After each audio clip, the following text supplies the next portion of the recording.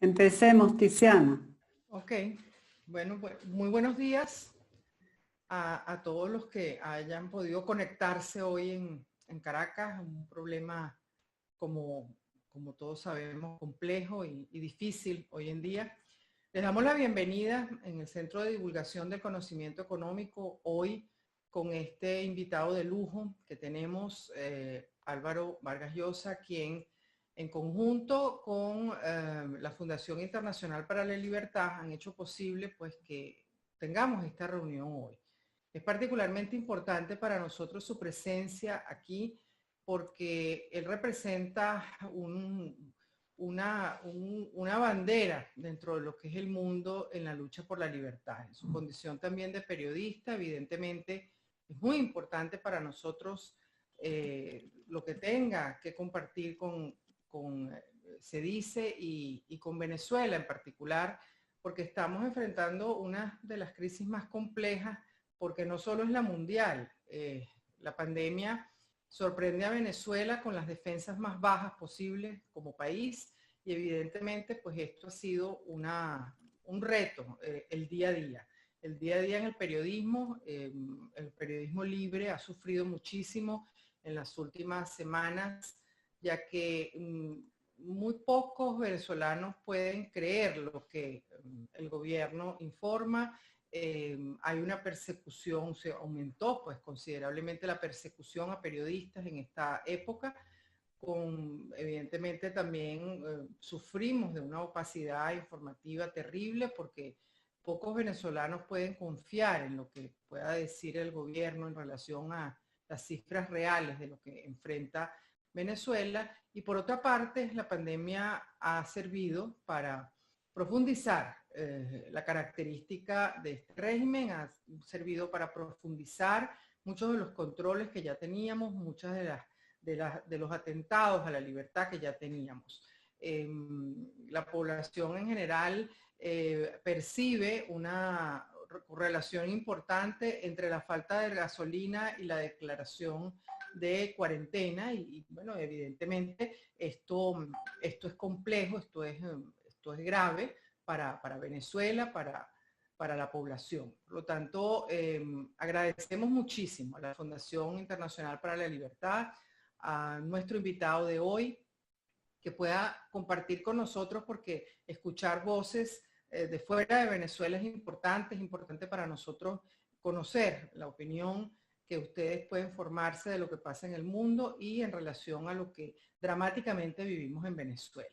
Dejo con ustedes a nuestra gerente general, Rocío Guijarro, quien hará la presentación formal de nuestro invitado de hoy, Álvaro Vargas Llosa. Muy buenos días, gracias.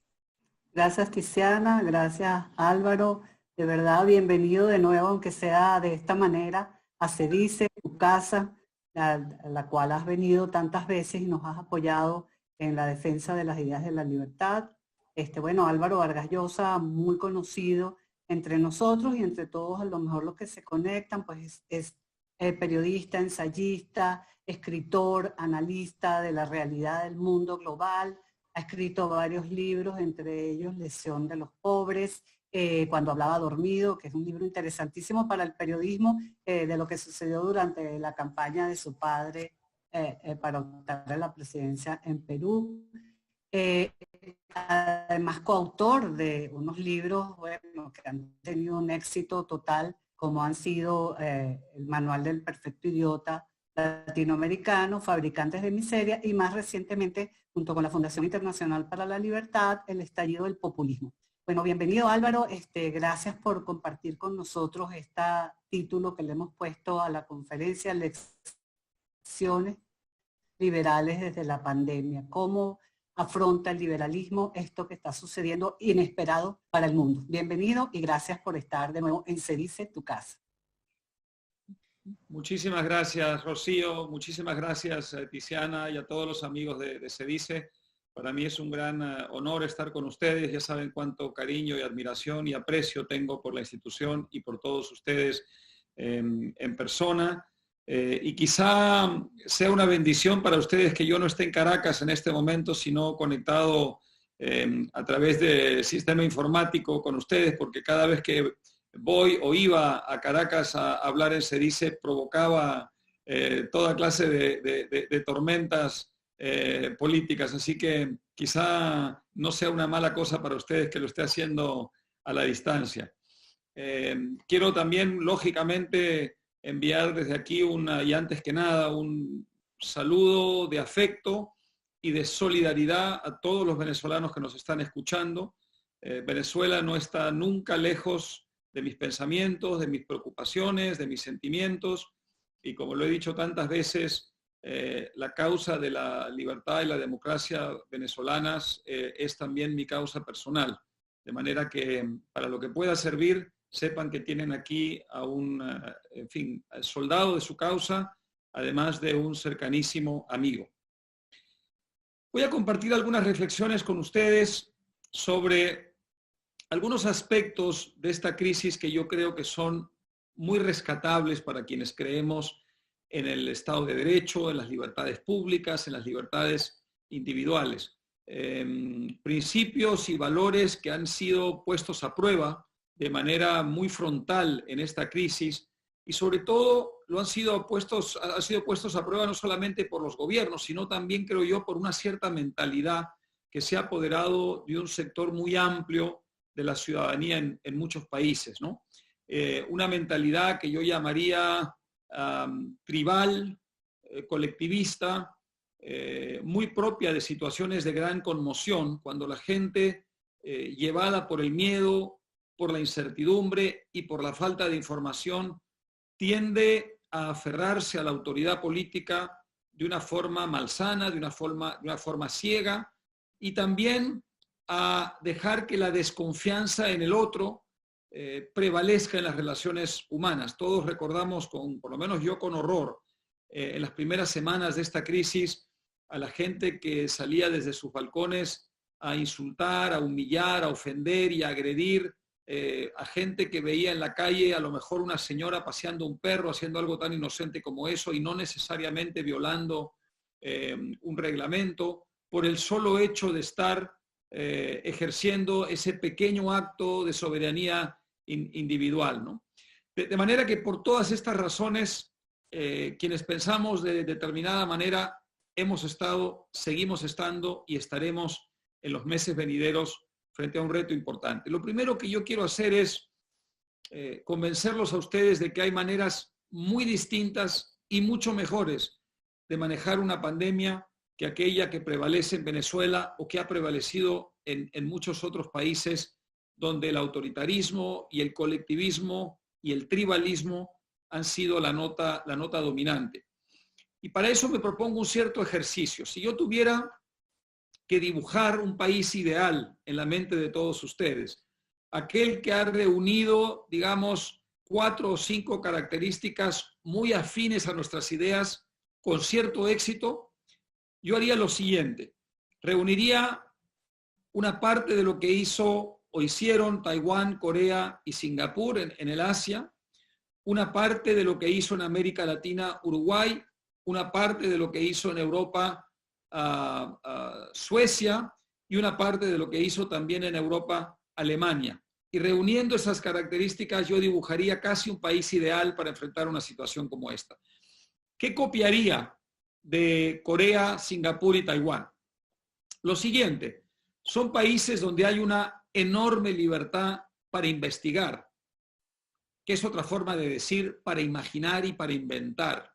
Allí el Estado, en lugar de ser un obstáculo para la creación y la invención, es exactamente lo contrario, un facilitador, pero no un facilitador porque se involucre en la tarea de innovar, sino precisamente porque elimina obstáculos, elimina barreras y facilita dentro de un marco propicio para ello el que las empresas privadas puedan investigar y puedan crear y puedan innovar. Gracias a eso, en investigación y desarrollo, lo que se gasta en países como los que acabo de mencionar duplica lo que se gasta en Estados Unidos, obviamente en términos proporcionales, y triplica lo que se gasta en Europa.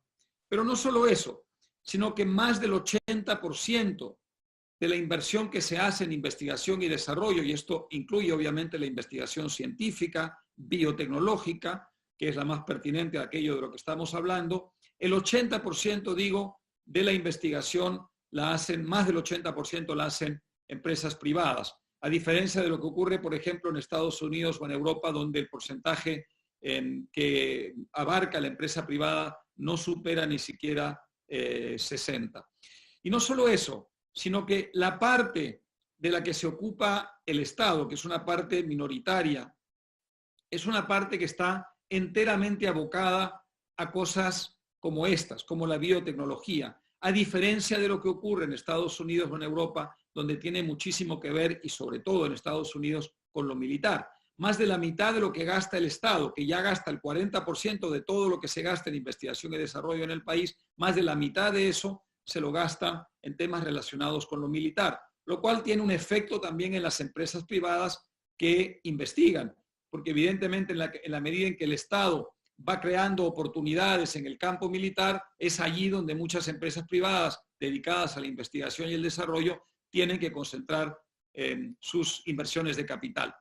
De manera que yo creo que lo que funcionó bien aquí es precisamente que países como Singapur, Corea y Taiwán tenían un marco en el que investigar e innovar era algo que se hacía ya desde hace mucho tiempo con mucha agilidad y mucho dinamismo. ¿En qué se tradujo esto al desatarse la pandemia? En que evidentemente las empresas de biotecnología estuvieron en condiciones de producir pruebas, test, velocísimamente, lo cual permitió una estrategia de identificación y aislamiento de los casos infectados, y eso fue gran parte del éxito que tuvieron estos países en contener la pandemia desde sus inicios. Esto es algo que yo copiaría de esos países. Hay otras cosas que no copiaría necesariamente del modelo asiático. Ese sí, una gran facilidad regulatoria, una gran facilidad desde el punto de vista del papel del Estado para que las empresas privadas creen, imaginen, inventen e innoven y por tanto estén en condiciones de responder con mucha rapidez a una crisis como esta. ¿Qué copiaría de Alemania? Alemania tiene un sistema, a diferencia de Estados Unidos, que también es muy facilitador, pero en este sentido, en un sentido algo distinto. Si yo soy un laboratorio alemán y yo ante una crisis como esta o cualquier otra, produzco un test, una prueba, inmediatamente la autoridad central facilita que esa prueba se distribuya a todos los laboratorios y se pueda masificar. En otras palabras, la autoridad política no es otra cosa que un puente por donde pasa raudamente el sistema del laboratorio para poder, digamos, irradiar al resto del país. En Estados Unidos no funciona así. ¿Qué pasó al comienzo de la pandemia en Estados Unidos? Hay una autoridad central, federal, que tiene muchísimo peso. Entonces, el único que podía producir una vacuna y la única, perdón, no vacuna, prueba, y la única prueba que estaba autorizada era la que suministraba la propia autoridad federal a través de los centros de control y prevención de enfermedades. Si un laboratorio privado o una institución privada quería masificar una prueba, tenía que pasar por una cosa que se llama la Federal Drug Administration, ¿no es cierto? Que es la autoridad que aprueba las medicinas, por ejemplo, en los Estados Unidos. Un sistema muy centralizado, muy burocrático, con una capacidad muy pobre de respuesta a una crisis. De manera que mientras en Alemania, por ejemplo, la prueba que desarrolló el investigador, el virólogo Christian Drosten, se viralizó rápidamente, es decir, se masificó rápidamente, porque no hay un sistema centralizado, sino un sistema muy descentralizado. En Estados Unidos pasaba lo contrario. Solo a finales de febrero, cuando ya la pandemia estaba circulando por todo Estados Unidos, es que finalmente la FDA aprueba que las empresas privadas puedan suministrar pruebas. Hasta entonces solo podían hacerlo estos centros gubernamentales, estatales, de control y prevención de enfermedades. Esta es una segunda cosa que yo incluiría en mi país ideal para enfrentar una crisis como esta. El sistema descentralizado y ágil que tiene Alemania para que la empresa privada pueda responder rápidamente al desafío. Un tercer elemento que yo incluiría en este país ideal tiene que ver con nuestra zona del mundo, con América Latina. Uruguay ha hecho las cosas fantásticamente bien hasta el día de hoy y toco madera para que siga siendo el caso. Hay muchas cosas que hizo bien Uruguay, pero yo me centro en una sola. A diferencia de lo que pasaba en tantos otros países, donde la cantaleta era hay que aplicar más impuestos a la empresa privada para poder financiar la recuperación en esta crisis, Uruguay hizo exactamente lo contrario. El presidente Lacalle Pou dijo no. Si hay un momento en el que precisamente no hay que hacer eso contra la empresa privada, es este. Porque de una crisis como esta no hay manera de salir si no es con una empresa privada dinámica, ágil, creadora de riqueza. Y si yo empiezo a aumentarle los impuestos en una crisis como esta, lo único que voy a hacer es, perjudicándolos a ellos, perjudicar a todos los uruguayos y por tanto perjudicar la posibilidad de salir adelante. Aunque una parte muy importante de la economía uruguaya, a diferencia de otras economías, había seguido funcionando, los cálculos son entre 70 y 80%, como las fronteras exteriores sí se habían cerrado, evidentemente había una actividad económica que no era la óptima. De manera que, aunque la crisis en Uruguay va a ser menor que en otros países de la región, va a haber una crisis de todas maneras significativa. Para responder a esa crisis, el presidente entendió muy bien que lo último que tenía que hacer era cargar más impuestos sobre los hombros de los uruguayos y de las empresas uruguayas en particular. Este es un elemento que yo también copiaría en mi país ideal para hacer frente a una crisis como esta. Otro elemento fundamental, y para esto vuelvo a cruzar el charco y me voy a Suecia. En Suecia hay cosas que se han hecho muy bien. Hay una que se ha hecho muy mal, pero lamentablemente esta que se ha hecho muy mal está opacando a las otras que se han hecho muy bien desde el punto de vista informativo y no siempre desinteresadamente. Lo que se hizo mal fue descuidar por completo las residencias de personas de la tercera edad. Y allí es donde se han concentrado la gran mayoría de casos y sobre todo de fallecimientos. Entiendo que entre el 70 y el 80% de los fallecimientos tienen que ver con personas de la tercera edad que estaban en residencias o que estaban vinculadas a residencias de ancianos.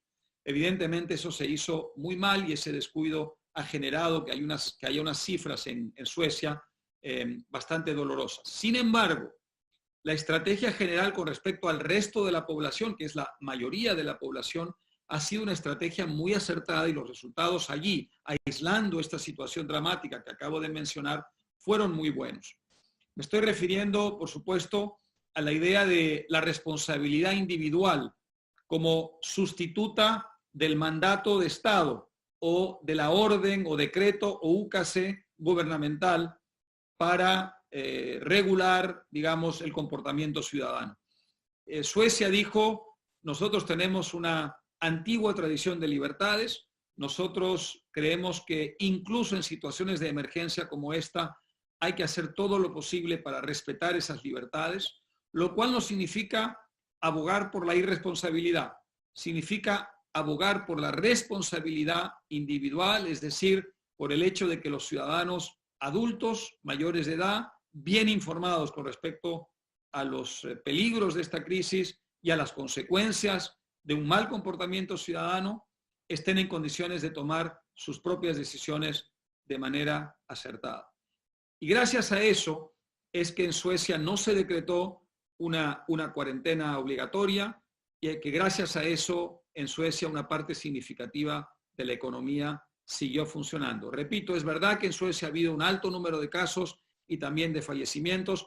Por cierto, la letalidad es bastante inferior a la que se ha producido en muchos países de Europa, como Francia, Italia, España y el Reino Unido, y la incidencia ha sido menor que en esos países. Sin embargo, repito, esto está muy concentrado en un problema en particular que gestionaron mal. Pero el resto de la estrategia estuvo muy bien conducida y dirigida, y si este problema lo hubieran controlado mejor, hoy estaríamos hablando de Suecia como un caso emblemático y ejemplar. De manera que esto es una primera idea que quería sembrar entre ustedes.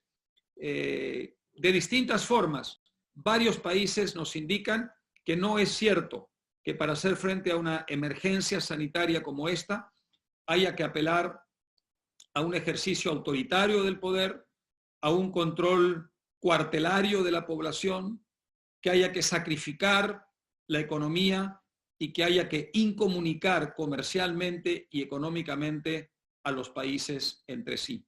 Estos países que acabo de mencionar, todos ellos demuestran de una u otra forma que creer en la libertad, que creer en el Estado de Derecho, que creer en la propiedad, creer en los intercambios y creer en la responsabilidad individual es una forma más inteligente, más eficiente y además más digna de hacer frente a una crisis como esta.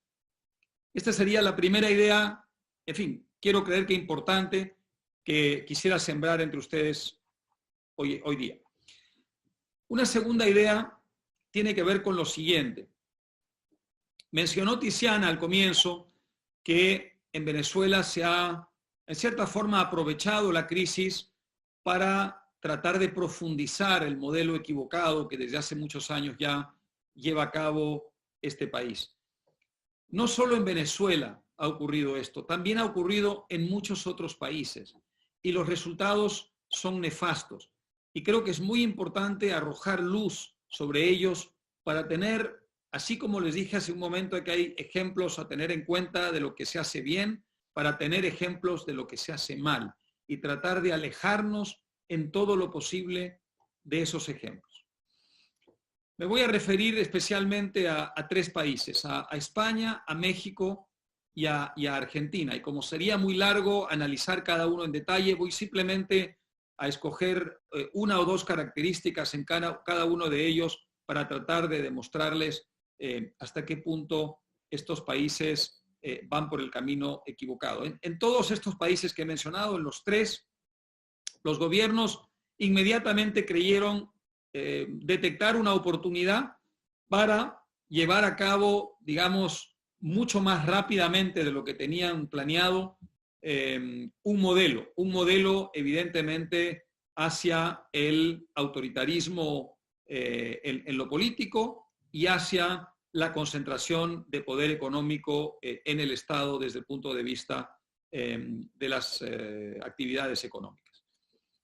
En España no solamente se ha producido una crisis de gran magnitud, como es obvio, sino que se ha producido al mismo tiempo una respuesta desde el gobierno que se parece mucho más a el socio minoritario del gobierno, que es Podemos, que es un partido de inspiración altamente chavista, que el PSOE, que es un partido tradicional con más de 120 años de historia, que ya había pasado por el gobierno de España y que había sido parte importante de la transición y la democratización española desde una filosofía más bien socialdemócrata. Hoy en día las decisiones principales en el gobierno de España se están tomando a partir de la filosofía y la estrategia de Podemos y por ello se ha producido una concentración de poder en el Estado enorme, se ha producido un hostigamiento que ya puede llamarse sistemático a la empresa privada y se ha producido también un ejercicio muy autoritario del poder que se ha sentido en la manera como la ciudadanía ha sido agredida verbalmente desde el Estado con todo tipo de amenazas para cumplir con una cuarentena que se convirtió en la más estricta, para decirlo moderadamente, de toda Europa. Bueno, el resultado en España no fue una disminución del número de casos, no fue una disminución del número de fallecimientos, evidentemente no. España tiene uno de los peores saldos en el mundo entero de toda esta crisis. ¿Y cuál fue el precio de eso para la ciudadanía y para el mundo de la empresa? Una crisis económica monumental, la peor caída económica este año en Europa la va a tener España, va a superar el 10% y quizá llegue al 12%, me refiero al encogimiento del Producto Interno Bruto, va a tener una deuda que ya más o menos abarcaba el 100%, el equivalente al 100% del tamaño de la economía, se va a disparar alrededor de 120% este año, y otra cosa que se ha disparado masivamente es el desempleo, que ya se calcula más o menos en 22 o 23%, más de 7 millones, cerca de 8 millones de parados en España. De manera que estamos hablando de una verdadera hecatombe económica en comparación con otros países de Europa. No estoy comparando España con países de otras regiones del mundo donde se hicieron las cosas mejor, estoy comparándola con sus propios vecinos. Así que hay que tener muy en cuenta este mal ejemplo. En América Latina mencioné 2 países, Argentina y México. Cuando el señor Fernández, actual presidente de Argentina, llegó al poder, él ya tenía una estrategia en mente, que era la de aumentar exponencialmente el gasto público como herramienta de desarrollo y para ello tratar, por supuesto, de colocar la responsabilidad de generar recursos en las empresas privadas a través de un aumento masivo de impuestos, pero también del Banco Central a través de una emisión monetaria descomunal. Se produce la crisis de la pandemia y este modelo no solamente no se detuvo, sino que aumentó él también exponencialmente. De manera que el déficit fiscal ha aumentado 70% desde que el señor Fernández está en el poder y la emisión monetaria ha aumentado 70%. En un país que ya tenía una inflación altísima y que ya tenía, por tanto, una devaluación enorme de su moneda, una moneda en la que ya nadie creía. Bueno, pónganse a pensar lo que significa en una sociedad con esas características que ya padecía un problema de esa magnitud, lo que representa aumentar la emisión monetaria 70% y aumentar el déficit fiscal más o menos lo mismo. Argentina claramente está preparando el terreno para llegar más temprano que tarde hacia una hiperinflación. Y todo ello porque el gobierno creyó identificar en esta crisis, en esta emergencia, una gran oportunidad con mucha menor resistencia, con mucha menor oposición de la sociedad que estaba acuartelada, para profundizar, digo, su modelo socialista. Así que pónganle mucha atención a Argentina porque en los próximos meses veremos la consecuencia de todo esto. Y para terminar con el caso argentino, mencionaré a manera de anécdota lo siguiente. Una de las vías que tiene el gobierno argentino para hacer que el Banco Central financie su déficit es hacer que el banco le adelante dinero de las reservas a cambio de unas letras, unos papeles que teóricamente tienen un cierto valor, que figuran en el balance del Banco Central como activos que tienen un determinado valor. Bueno, primero que nada, no tienen ningún valor porque no son transables en el mercado. Y en segundo lugar, quien otorga, quien emite esos papeles es una entidad totalmente quebrada, que es el Estado, el gobierno argentino. Es decir, una entidad quebrada le entrega a otra entidad quebrada una promesa de pago que no está en condiciones de cumplir. Esta es la vía a través de la cual se está aumentando masivamente la emisión monetaria en Argentina, algo que se ha acelerado enormemente después de esta crisis. Y finalmente en México, como sé que me estoy alargando más de la cuenta, daré solo un ejemplo. En México el manejo de la crisis fue algo distinto, básicamente consistió en negar su existencia por parte del presidente y del gobierno. Eso generó una enorme confusión y una enorme, digamos, irresponsabilidad. Y luego lo que ha habido, por supuesto, es un aumento significativo del gasto para acelerar lo que son los proyectos, digamos, estrella del gobierno, todos los cuales tienen una finalidad altamente clientelista. Todavía no han querido aumentar impuestos, lo cual está bien, pero desde luego cuando uno aumenta el gasto de esa manera, tarde o temprano van a tener que recurrir a alguna de las vías que existen para financiar ese gasto, y todas ellas evidentemente son muy negativas y muy malas. Un asunto en particular que merece la atención internacional hoy en día, y es algo que a ustedes como venezolanos pues les sonará muy cercano, es el asunto del gigante petrolero estatal. En ese caso se llama Pemex. Pemex es la empresa de hidrocarburos estatal más endeudada del mundo, tiene una deuda que supera los 100.000 millones de dólares. Es una empresa que está tan débil, tan frágil en sus finanzas, que las calificadoras de riesgo ya la han devaluado, y que además supone para los mexicanos una carga tremenda, porque cada año el gobierno federal tiene que trasladarle a Pemex un monto más o menos equivalente a 2% de toda la producción económica del año, a Pemex y también a la empresa estatal de electricidad. De manera que esta empresa que el presidente quería convertir en una herramienta de desarrollo, ahora se ha convertido en una carga para los mexicanos absolutamente descomunal. ¿Cuál era la idea del presidente? Recordarán ustedes que en el gobierno anterior, donde se hicieron muchas cosas mal, una se hizo bien, y es que se abrió por fin, después de muchas décadas, el petróleo a la inversión privada y al capital privado. Bueno, el actual presidente dijo no, el petróleo tiene que estar en manos del Estado y el Estado tiene que producir petróleo, de manera que tiene que haber inversiones de capital muy significativas desde Pemex para buscar, encontrar y explotar el petróleo. Es decir, revirtió la reforma que su predecesor le había legado. Bueno, en la medida en que esto está significando ya para los mexicanos una carga tributaria significativa, lo único que cabe esperar es que en el futuro, a pesar de que el presidente en lo inmediato se resiste a aumentar impuestos, esto desemboque en un aumento enorme de impuestos, porque no hay otra forma de financiar Pemex, que es una empresa totalmente desfinanciada en estos momentos, además de muy poco productiva. México no está produciendo más de 1,5 millones de barriles, entiendo, y contando con mucha generosidad.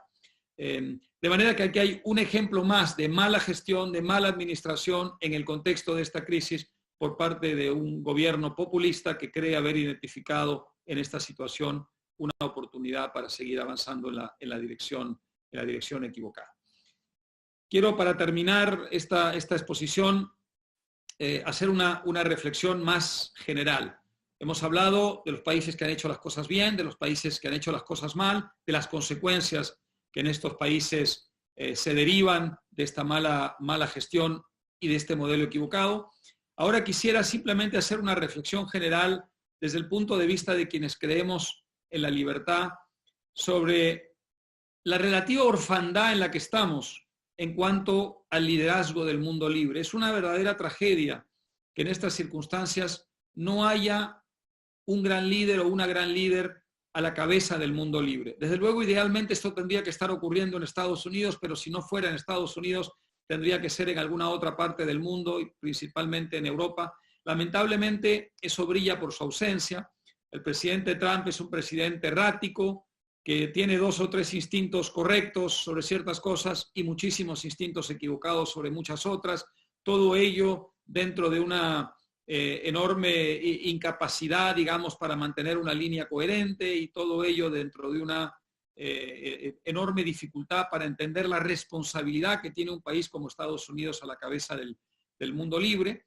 Lamentablemente, esa ausencia de liderazgo no la puede reemplazar un país como Alemania. Idealmente, Alemania sería el país al que le tocaría sustituir a Estados Unidos en una situación como esta, pero Alemania tiene en estos momentos una canciller que está de salida, que está ya terminando su periodo, pero quizá más grave que eso es que ese fin de mandato se está produciendo en un contexto europeo donde todo empuja a Alemania hacia, digamos, una dirección equivocada, en el sentido de que los países que no hicieron sus deberes en los últimos años están haciéndole pagar a Alemania y a algunos otros países más, pero sobre todo a Alemania, esa factura tremenda.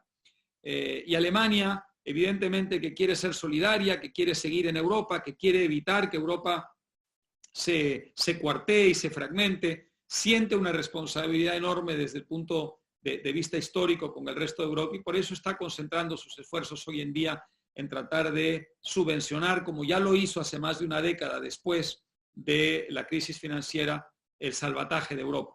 Todo eso evidentemente debilita muchísimo la capacidad que pueda tener Alemania para liderar al mundo libre en estos momentos, en ausencia, digo, del país al que realmente le toca esta responsabilidad, que son los Estados Unidos. Así que es muy lamentable, pero esa es la realidad. Tenemos una ausencia en estos momentos de referentes y de liderazgos de escala mundial, me refiero. Desde luego que hay líderes que creen en la libertad aquí y allá, pero alguien que tenga en estos momentos la responsabilidad de indicar el camino y dar la gran batalla por las ideas de la libertad desde un país con mucha influencia, me parece a mí que no existe y que es una ausencia que se hace notar muchísimo.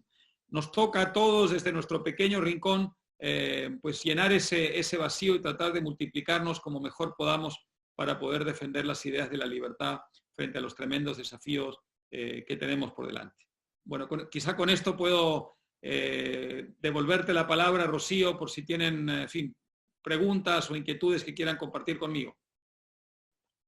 Muchísimas gracias, Álvaro. De verdad, nos has presentado una pantalla de todo lo que está sucediendo en el mundo y de, bueno, esto del liderazgo pues, es una preocupación bastante grande para afrontar los retos que vienen después de que pase esta pandemia, ¿no?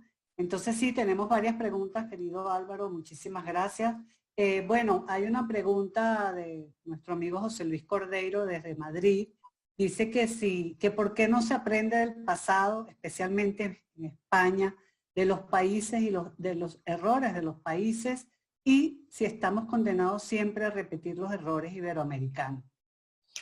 Es una muy buena pregunta. Yo mismo me he hecho esa pregunta muchas veces y al final he llegado a la conclusión que los países son como las personas. Uno no aprende de la experiencia ajena, uno tiene que cometer sus propios errores y equivocaciones para aprender de ello. Que no necesariamente una generación le transmite a otra generación las lecciones que aprendió. Y también que el populismo es un fenómeno recurrente incluso en aquellos países que parecen haber abandonado el populismo desde hace mucho tiempo, ¿no?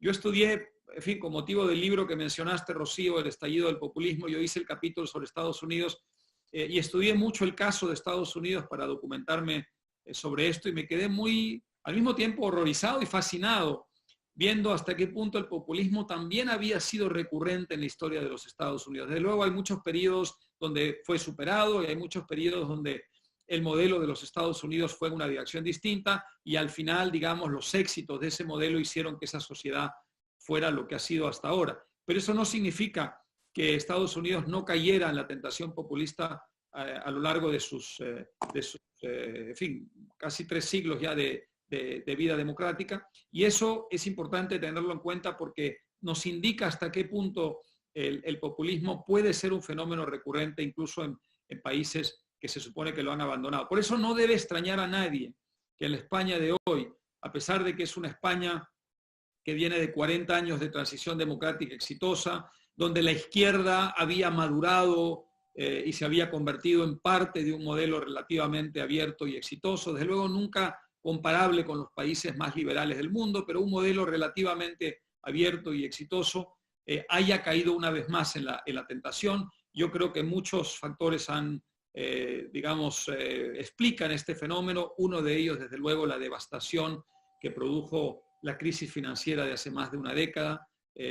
Solo un estado de conmoción como ese, de shock, como ese, puede explicar el surgimiento de un fenómeno como Podemos en aquellas circunstancias. Y desde luego casos más o explicaciones más concretas como el paso por el poder del infausto señor Rodríguez Zapatero, que yo creo que le hizo un enorme daño a España y un enorme daño al socialismo español, al Partido Socialista, que había sido el Partido Socialista de Felipe González y que luego pasó a convertirse en un Partido Socialista de estirpe casi latinoamericana. Yo creo que, en fin, sería largo hablar del caso español, pero lo primero que hay que aprender, Rocío, es que uno no está nunca curado del todo contra la tentación populista, de manera que cada generación tiene que encargarse de enseñarle a la siguiente cuáles son las claves de la riqueza y la prosperidad, y esa comunicación tiene que ser constante, altamente divulgativa, porque de lo contrario la batalla cultural la van a ganar los demás. Así es, bueno, y en eso estamos desde SEDICE en Venezuela desde hace largo tiempo. Bueno, aquí está Doria Benaín, pregunta que si consideras tú que el COVID-19 pone a la globalización contra la pared, y especialmente en el caso de América Latina. Yo creo que es un desafío para la globalización, evidentemente que sí, pero también es cierto lo siguiente: la recuperación no es posible en un mundo autárquico, en un mundo fragmentado y en un mundo incomunicado. Aquellos gobiernos y aquellas sociedades que creen que sí van a descubrir muy pronto que no. Y eso quizá va a constituir el mejor antídoto contra esa tentación, el mejor antídoto contra el riesgo de que los países opten por la vía de la antiglobalización. Si tú tienes a Europa con tasas de crecimiento de menos 10%, menos 8%, menos 7%. Es muy difícil que esos países puedan, digamos, perseverar por el camino de la incomunicación económica y la fragmentación económica, porque las consecuencias las van a pagar sus ciudadanos y la presión va a ser muy grande para adoptar la vía contraria. En América Latina pasa lo mismo. América Latina, además, hay que recordar, tiene una fuerte dependencia de los commodities, de luego no todos los países, pero muchos países, particularmente Sudamérica, no tanto Centroamérica y México. Y en el caso de México lo tenía con el petróleo, pero se está produciendo poco petróleo y en México ha habido una industrialización importante, de modo que es un modelo distinto. En América del Sur todavía la dependencia de los commodities es muy significativa y un mundo, digamos, de commodities sin globalización es simplemente impensable. No hay forma de que el mercado de commodities internacional pueda funcionar si no hay una apertura comercial. Por otro lado, y con esto termino, hay una integración hoy día que no hace posible, incluso si los gobiernos no quieren, interrumpir la globalización. La cadena de valor está, digamos, totalmente integrada. Hay una cadena de suministros que ya no pasa ni siquiera por 2 o 3 países, sino que pasa por decenas de países. Hoy día es casi imposible saber exactamente por cuántos países ha pasado la cadena de producción de cualquier producto. Hay una globalización en ese sentido que ya existe y que desmontar significaría, digamos, retrotraernos a unos niveles económicos prácticamente de subsistencia. De modo que yo creo que todo esto conspira en favor de la globalización, lo cual no quiere decir que no va a haber que dar una batalla de ideas para tratar de contrarrestar a aquellos que van a tratar de aprovechar las circunstancias para, desde luego, incomunicarnos y desacelerar la globalización. Desde luego que están ahí y van a dar su batalla y nosotros tendremos que dar la nuestra para contrarrestarlos. Así es, eso que decías me recordaba la anécdota que contaba, bueno, no anécdota, la metáfora que hacía Leonard Reed con relación a un lápiz y cómo la cantidad de cosas y instrumentos y herramientas que conformaban el lápiz venían de todas partes del mundo y teníamos el lápiz mongol en nuestras manos. Eso es la globalización, ¿no? Y bueno, aquí hay a raíz de eso hay una pregunta que dice que ¿cuáles crees tú que pueden ser los nuevos paradigmas que van a conformar las relaciones de trabajo en esto que se puede llamar la nueva economía, o cambiará la economía a raíz de cuando salgamos de esta pandemia? ¿Cómo serán esos nuevos paradigmas que van a conformar esas relaciones de trabajo en el mundo, pues? Mira, es una buena pregunta, Rocío, y no me atrevo a dar un pronóstico, digamos, en firme. Tengo algunas ideas, pero no estoy 100% convencido. Hay gente que dice, a partir de la experiencia de los últimos meses, la nueva modalidad va a ser el trabajo, digamos, a través de la comunicación virtual. Eso va a reemplazar a la oficina física. Yo no estoy tan seguro de eso. Yo creo que el modelo hacia el que vamos va a combinar ambas cosas. Ya se venía produciendo desde hace algún tiempo, por obra misma de la, digamos, innovación tecnológica y también de la globalización, una especie de en fin, traslado de la oficina física hacia la oficina virtual. Esto ya venía ocurriendo, el COVID-19 lo ha acelerado un poco más, pero yo no creo que íbamos antes del COVID ni iremos después del COVID a la desaparición de la oficina física. Todavía la oficina física va a tener una enorme importancia, todavía las relaciones de trabajo físicas van a seguir teniendo una enorme importancia y todavía hay que verlo esto con mucha claridad, una enorme cantidad de funciones que simplemente no son reemplazables, ¿no? Que tiene que ver con el transporte físico de materiales y de bienes, desde luego de un confín al otro del mundo. De manera que yo creo que vamos hacia un modelo mixto, hacia un modelo enriquecido y hacia un modelo más eficiente. Por lo tanto, en la medida en que esta innovación tecnológica, desde luego, va a potenciar la capacidad productiva del sistema en general. Pero lo que no creo es que vayamos hacia la desaparición paulatina de la oficina física. A lo mejor me equivoco, pero yo no veo hasta qué punto eso sea posible en el contexto de hoy. Sí, Glenn Mojica, para ir cerrando ya con las preguntas, te pregunta, y valga la redundancia, que tú comentaste sobre la letalidad en Suecia fue mayor que los vecinos, Noruega y Finlandia. ¿Y qué fue entonces lo que estos dos países hicieron que fue mejor que Suecia? Es una buena pregunta. Efectivamente, yo lo que dije es que la letalidad era bastante inferior a la de países como Francia, Italia, España, el Reino Unido también. Sin embargo, es verdad que las cifras de sus vecinos escandinavos son mejores. La razón tiene que ver con lo que apunté hace un momento. Hubo un tremendo descuido con las residencias de ancianos. Evidentemente, la ausencia de mascarillas, la ausencia de, digamos, instrucciones para que mantuvieran una distancia social, en fin, todo lo que ya sabemos. Esto no se concentró como debió haberse concentrado en las residencias de personas de la tercera edad, y eso significó que, como digo, casi el 80% de las personas fallecidas tengan que ver con ese núcleo, con ese grupo de ciudadanos muy en particular. Bueno, eso es lo que ha producido esa diferencia tan significativa entre un país y otro. Sin embargo, a mediano plazo es muy posible que Suecia tenga cosas importantes que enseñarles a sus países vecinos. ¿A qué me refiero? Me refiero a que probablemente, esto no lo sabemos hoy, pero lo sabremos pronto, el nivel de inmunidad que ha alcanzado la sociedad sueca sea un nivel de inmunidad bastante superior al de un país como Noruega.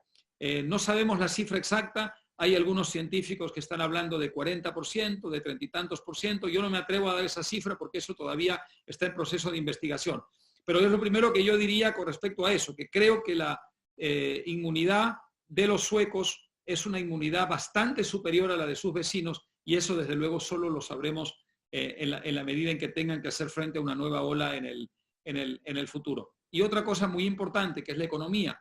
La economía sueca siguió funcionando, desde luego no al 100%, porque como digo, los suecos ejercieron un alto grado de responsabilidad individual, y eso significó que sin necesidad de un mandato gubernamental ellos mismos tomaron precauciones, lo cual evidentemente disminuyó la actividad económica, es lógico. Sin embargo, la actividad económica fue mayor, fue superior a la que se produjo en esos otros países donde se interrumpió de manera relativamente significativa. También creo que eso lo vamos a ver en los meses que vienen, el año que viene, cuando la economía sueca probablemente arroje mejores resultados que sus vecinos.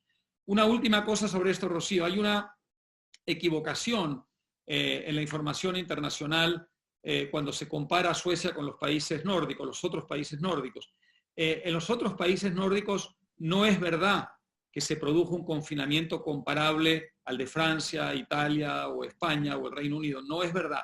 Las condiciones fueron más relajadas o menos estrictas, para decirlo al revés, que las de esos otros países europeos. Desde luego fueron más estrictas que en Suecia, el gobierno intervino más, pero fueron bastante menos estrictas que en los otros países europeos. Y esto también es significativo, porque quiere decir que en general en el mundo escandinavo, a pesar de que para la izquierda internacional es casi sinónimo de socialismo, hay un respeto por la tradición de libertades individuales que es incluso mayor que en países de Europa Occidental que se jactan o precian de tener más respeto por esa tradición.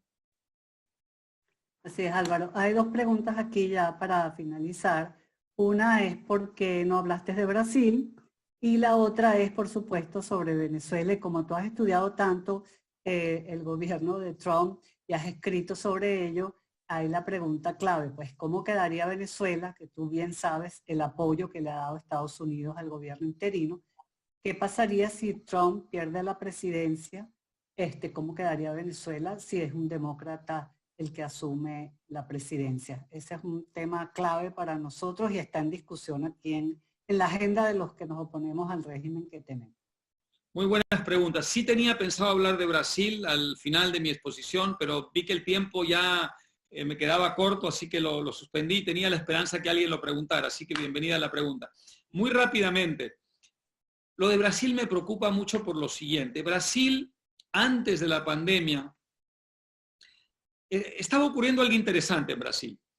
Por un lado, teníamos a un presidente claramente de estirpe populista, un presidente, digamos, con unos instintos populistas, que sin embargo había dejado el manejo de la economía en una persona que yo creo que probablemente era y sigue siendo el mejor ministro de Economía de América Latina, que es Paulo Guedes, un hombre con ideas muy claras, que tenía toda una estrategia de reformas muy significativas, que había logrado ya realizar algunas de ellas y sobre todo había logrado algo endemoniadamente difícil en el sistema brasileño, que es armar una coalición parlamentaria para sostener las reformas. Ya saben ustedes que el sistema brasileño está muy fragmentado desde el punto de vista de los partidos, hay casi una treintena de partidos, entonces, digamos, hacer aprobar cualquier legislación ahí es endemoniadamente difícil. Bueno, Guedes había logrado no solamente diseñar una buena estrategia económica, también armar una coalición política para sostener. Entonces mi idea y la de mucha gente era, bueno, que el presidente Bolsonaro se dedique a decir tonterías por Twitter y que Paulo Guedes sea quien realmente gobierne en el sentido de llevar a cabo las grandes reformas que hay que llevar a cabo, y también que Sergio Moro desde el Ministerio de Justicia se dedique a luchar contra la corrupción y hacer los cambios, digamos, normativos que permitan que la justicia brasileña impida el día de mañana que se vuelva a producir un fenómeno como el que se produjo bajo los gobiernos de Lula y de Dilma. Lamentablemente, el COVID-19 ha modificado este esquema. En primer lugar, porque el presidente Bolsonaro ha actuado muy irresponsablemente. Hoy día su capital político, sin ser pequeño, dicho sea de paso, sigue siendo significativo, es bastante menor que el de antes. El gobierno se le ha cuarteado, han salido ministros, ha salido nada menos que Sergio Moro. Yo creo que eso lo debilita bastante desde el punto de vista ético y desde el punto de vista político. Sergio Moro es una persona muy respetable en Brasil. Y por otro lado, han agarrado un poder desproporcionadamente grande los estados y los municipios en la medida en que se han enfrentado al presidente que estaba manejando muy mal esta gestión, y esos gobiernos de estado y de municipio, muchos de ellos son gobiernos que tienen ideas mucho más parecidas a las del lulapetismo que a las ideas de Paulo Guedes.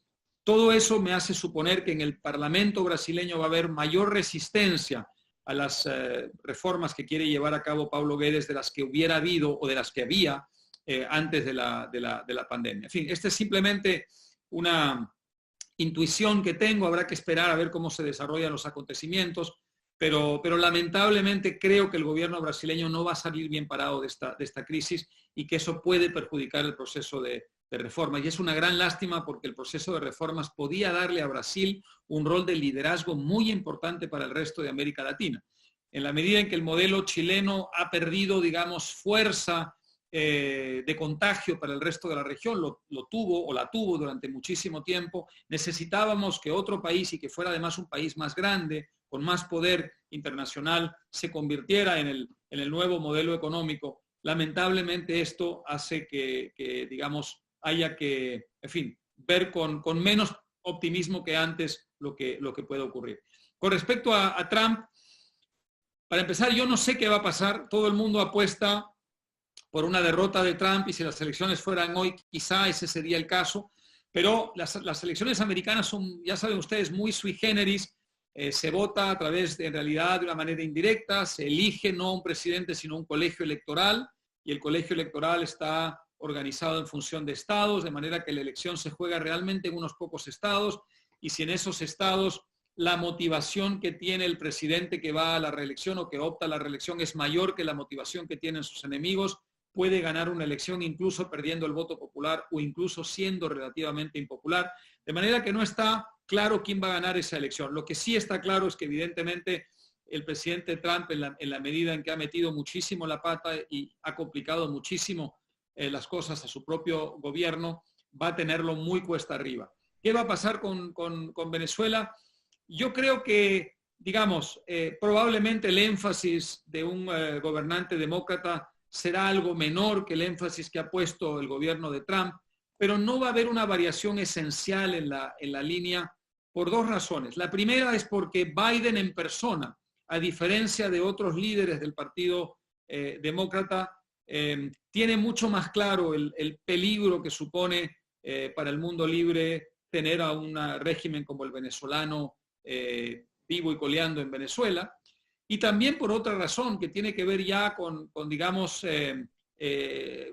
la vida electoral, la vida política, y es que hoy día la causa venezolana es muy importante para el estado de la Florida. Es un estado donde demócratas y republicanos están peleando voto a voto la victoria y la seguirán peleando por mucho tiempo más. Es decir, demográficamente la sociedad de la Florida está hoy día partida en dos mitades desde el punto de vista político. Y entonces, para cualquier presidente demócrata, incluyendo a Biden, enemistarse con no solamente venezolanos, sino también los cubanos que sienten muy cercana a la causa venezolana en la Florida, es poner en riesgo a un estado absolutamente clave. Sin Florida es casi imposible ganar una elección presidencial hoy día en Estados Unidos. De manera que por estas razones internas también creo que no hay un gran riesgo de que un gobernante demócrata varíe significativamente la política hacia Venezuela. Lo que puede variar un poco es la retórica, lo que puede variar un poco es el éxito. Muchísimas gracias, Álvaro. Le paso la palabra a la presidenta Tiziana para que despida este evento tan maravilloso. Muchos saludos y besos a tu padre y a tu madre. Gracias, Rocío, y hasta pronto. Bueno, muy agradecidos con la Fundación Internacional para la Libertad, con Álvaro Vargas Llosa por este tan interesante, y gracias a todos los que tuvieron la oportunidad de conectarse hoy. Las valiosas preguntas también son importantes. Recuerden, por favor, seguir las redes de CEDICE, donde encontrarán el link y el enlace, pues, para digamos, poder reproducir esta interesante conversación con un amigo de la casa, con alguien que definitivamente de cualquier parte del mundo se ocupa de nosotros, está pendiente de nosotros y nos ayuda muchísimo en esta lucha tan compleja y tan complicada que tenemos en Venezuela. Álvaro, de corazón, muchísimas gracias a ti, a tu familia, que lo sentimos tan cerca de Venezuela, y que con estas luces tan importantes que encienden nos ayudan y serán parte importante de esta recuperación que tenemos todavía la confianza, muchos de nosotros, que se va a lograr. Gracias, Álvaro, gracias, Rocío, por la gentileza de este contacto, y muchísimas gracias a todos los que nos acompañaron esta mañana. Muchísimas gracias, Tiziana, y muchas gracias a todos los que nos han seguido. Y ya saben ustedes, mucha fuerza y mucho ánimo, porque no están solos.